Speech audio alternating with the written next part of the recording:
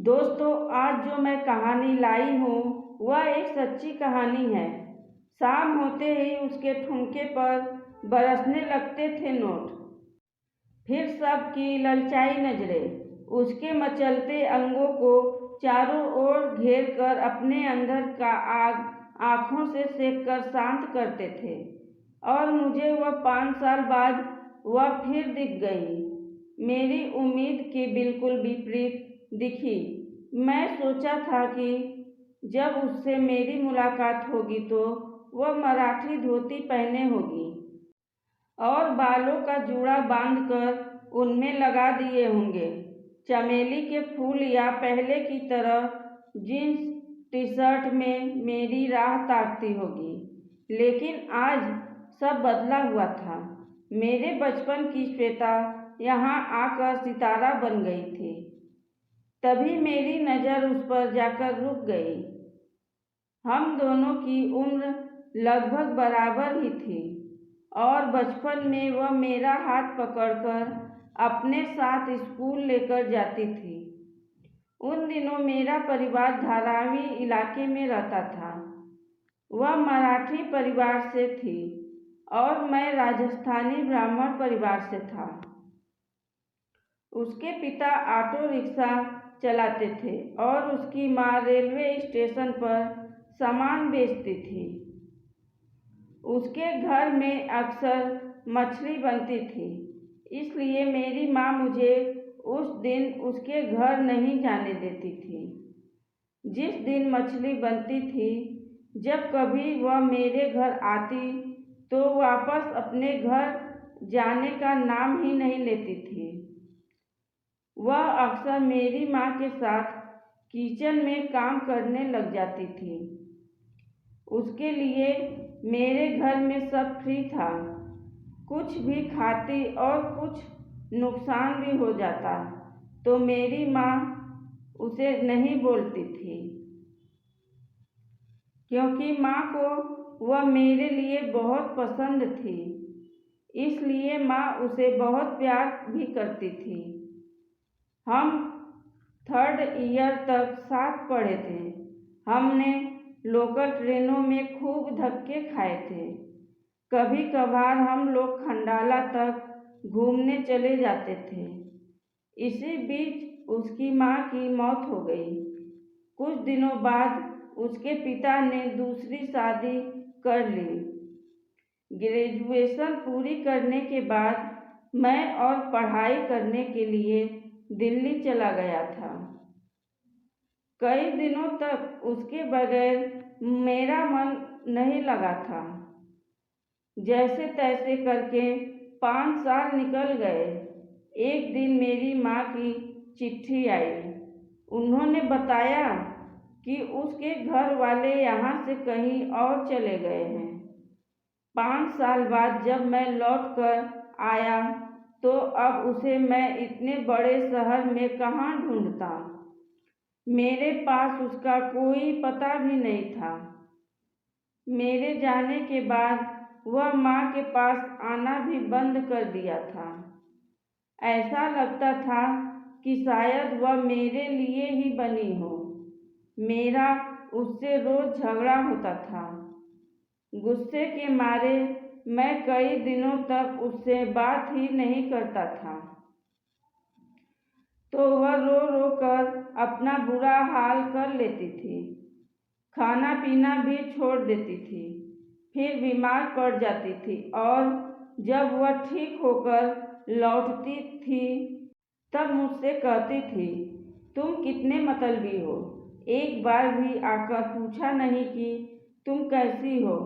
मैं उसे कई बार समझाता था कि ऐसी बात मत किया करो जिससे हमारे बीच लड़ाई हो, लेकिन उसकी आदत तो इमरती की तरह थी, जो मुझे भी घुमाकर रख देती थी।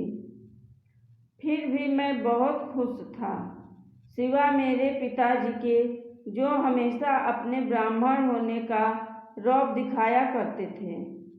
एक दिन मेरे दोस्त लोकेश ने मुझसे कहा, यार मनीष, अंधेरी में बहुत ही शानदार बियर बार है, वहाँ पर सितारा नाम की डांसर गजब का डांस करती है। तुम देखने चलोगे क्या? एक आध घूंट बियर के भी मार लेना, मज़ा आ जाएगा। अब रात गहराने के साथ बियर बार में रोशनी की चमक बढ़ने लगी थी। धमाधम तेज म्यूजिक बजने लगा था। अब इंतजार था सितारा के डांस का। अगला नज़ारा मुझे चौंकाने वाला था। मैं गया तो डांस देखने, पर साथ ले आया चिंता। उसकी होठों पर दिखावे की मुस्कान थी। वह अपने आप को इस तरह पेश कर रही थी जैसे मुझे कुछ मालूम ही नहीं। वह रात को यहाँ डांसर का काम किया करती थी और आखिरी लोकल ट्रेन से अपने घर चली जाती थी। उसका गाना खत्म होने तक मैं बियर की पूरी बोतल खाली कर चुका था। अब मेरा सिर घूमने लगा था। मेरा बियर बार में मन नहीं लग रहा था। आंखों में यादों के आंसू बह रहे थे। मैं उठकर बाहर चला गया।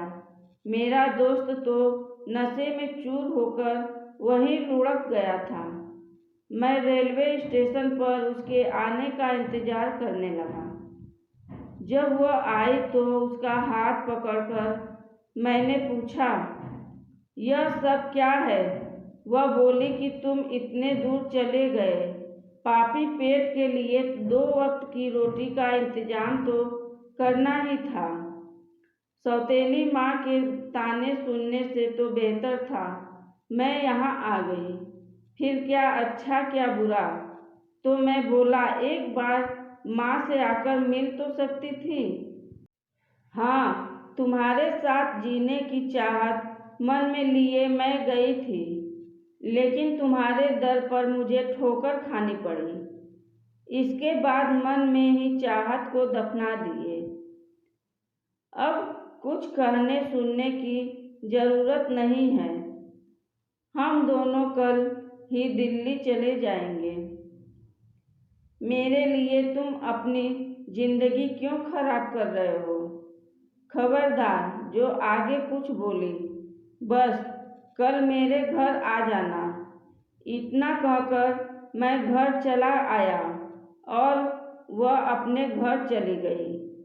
सुबह उठा तो अखबार ने मेरे होश उड़ा दिए। एक खबर छपी थी, बार की मशहूर डांसर सितारा की नींद की ज़्यादा गोलियां खाने से मौत। मेरा तो शरीर काँप उठा। मेरी खुशी का खजाना आज लुट गया और टूट गया प्यार का धागा। मैं तो शादी करने के लिए कहा था, मरने के लिए नहीं। तुमने मुझे इतना पराया समझ लिया जो मुझे अकेला छोड़कर चली गई। क्या मैं तुम्हारा बोझ उठाने लायक नहीं था? तुम्हें मैं शादी के जोड़े में देखने की मेरी इच्छा को तुमने क्यों दफना दिया? दोस्तों, कहानी कैसी लगी आप हमें कमेंट बॉक्स में लिखकर बता सकते हैं। अगर चैनल को सब्सक्राइब नहीं किए तो चैनल को सब्सक्राइब करें। धन्यवाद।